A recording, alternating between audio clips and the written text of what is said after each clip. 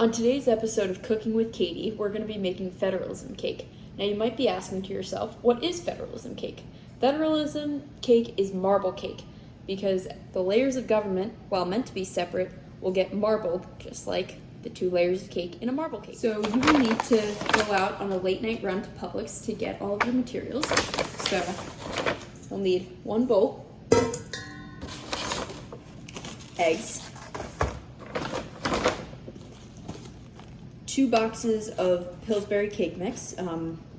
It was buy one, get one free because America is $27 trillion in debt, so we love a good deal. Cake pans, a whisk, frosting, oil,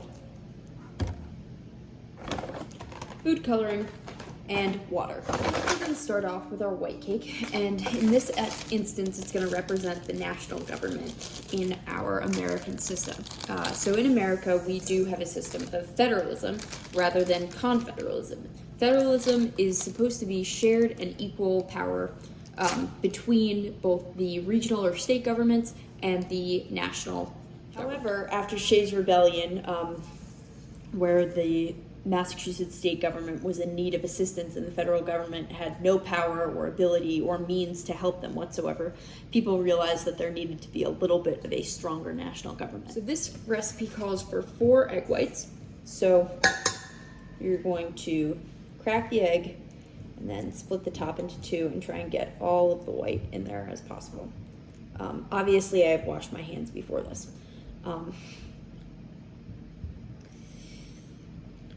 So we're doing this.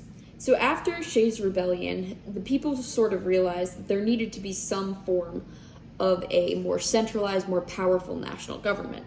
However, the extent of the power of that national government was the thing that was greatly debated. I put our first ingredient into our national government cake.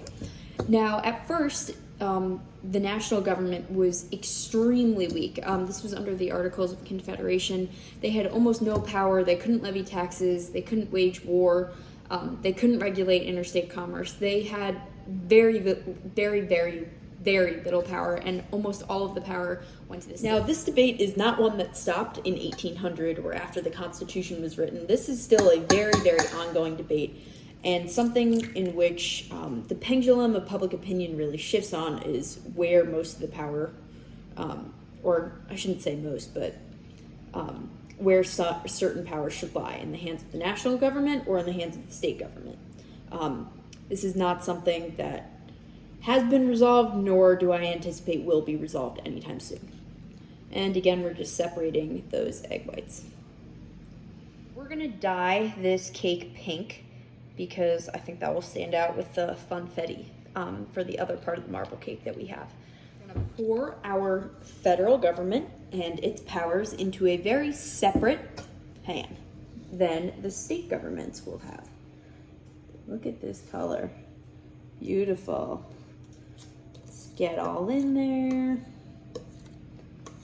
You can get the president, the vice president, the House, the Senate, all of your bureaucratic agencies, all 9 of the Supreme Court justices. Let's get it all in there. Alrighty. So we have our federal, very separate cake. It's essentially the same process. We poured our dry ingredients in there, and now we're gonna separate egg whites once again.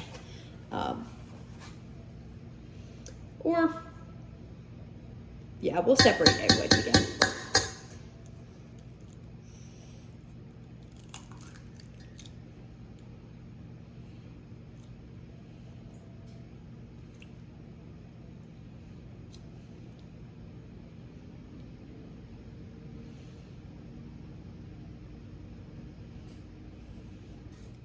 Now, up until the 1920s, 1930s, the cakes really stayed this way. Federal government had their thing, state government sort of had their thing.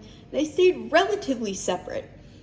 There were a few times where the states really argued that their rights were being violated, especially in the Civil War, and they tried to make their own real confederation, and then swiftly lost that war, and then They didn't really go back to normal, but it got again to that federalism point.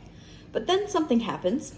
The stock market collapses, and everyone is suddenly very poor and in need of the government's assistance. So a great guy named FDR comes in, and he's like, the federal government can help. The people are asking, the states are asking, and we have the resources. So let's take a big chunk of that national government and put that into the states. It's a little messy, but you know, it's Great Depression reform. It's going to be a little messy. And the states are willingly giving up this power because they frankly need the federal government's help. People are starving. People are having to give up kids. Very few people have work. The country went from relatively prosperous to now in a dire financial situation, and the federal government steps up to help. And this cake is getting a little bit pinky, but that's okay. And then LBJ comes along, and he's like, what FDR did really seemed to work. So let's make something called the Great Society, where the federal government gets even more powerful and gives more to the states and to the people, thus expanding their power. And again, we swirl in more and more of that federal power into the states. But hold on. A man named Ronald Reagan comes and says, hey, the federal government is getting way too involved in state matters.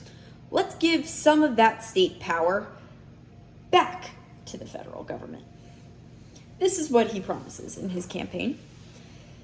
However, Reagan also has this great idea that the federal drinking age should be 21. However, Congress and the executive branch don't have that authority to create a federal drinking age. So what does he do? He uses a little thing called grants and aid and says, if a state refuses to make their drinking age 21, they will no longer get funding for the roads. Thus, making that a little bit more swirly.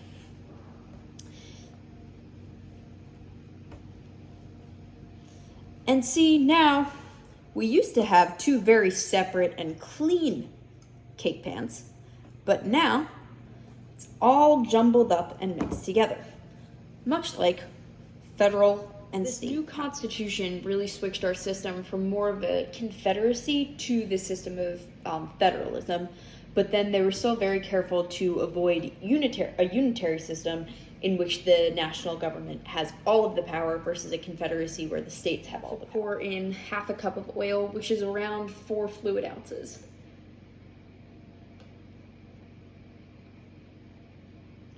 So that looks about right. And we're doing a full cup of water, which is 8 ounces, so half a cup.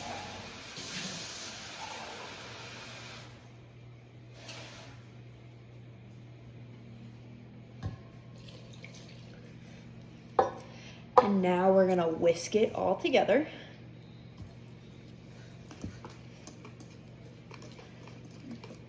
Like creating the federal government. There are 4 ingredients in this recipe, and some may argue that there are 4 branches of government: the executive branch, the judicial, the legislature, and some may argue the bureaucracy, just like this federal cake. So, our federal layer is all done, all mixed up. So now for our state cake, we're going to be doing funfetti, because you know the state governments are a little bit more fun than the federal government. They have some wacky rules and states, and because of the 9th and 10th Amendments, all powers not delegated to the federal government belong to them. And We've just poured our oil in.